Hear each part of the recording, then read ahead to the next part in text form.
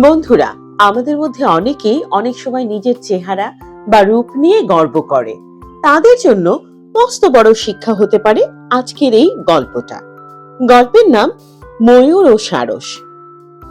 এক বনে এক দাম্ভীর ময়ূর বাস করত। সে সব সময় তার নিজের সৌন্দর্য নিয়ে গর্ব করত। তোমরা সবাই আমাকে দেখো, আমার লেজ কি সুন্দর, আমার রং বেরঙের পেখমের কি অপূর্ব বাহার।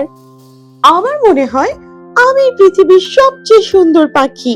উফ, আর তোমরা যে কি বিচ্ছিরি দেখতে আর এত বাজে, তোমাদের সঙ্গে আমার কথাই বলতে ইচ্ছে করে না।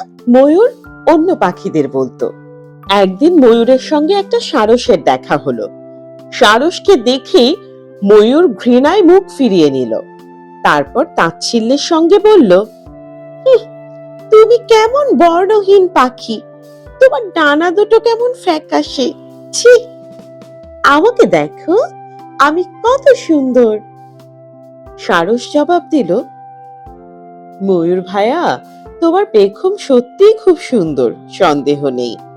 আমার ডানাও দেখতে ভালো নয় মানছি, কিন্তু তাতে কি এসে যায় বলো?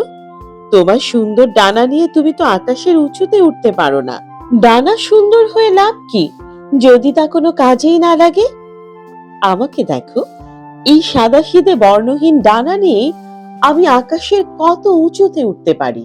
এই বলে সারস অনেক দূরে উড়ে চলে গেল, আর ময়ূর বোকার মতো সেদিকে তাকিয়ে থাকলো। বন্ধুরা, গল্পটা ভালো লাগলে লাইক করে আমাকে বুঝিয়ে দিও, আর প্লিজ স্টোরি বাই বন্ধি চ্যানেলটা সাবস্ক্রাইব করে সঙ্গে থেকো। সবাই খুব ভালো থেকো। টাটা।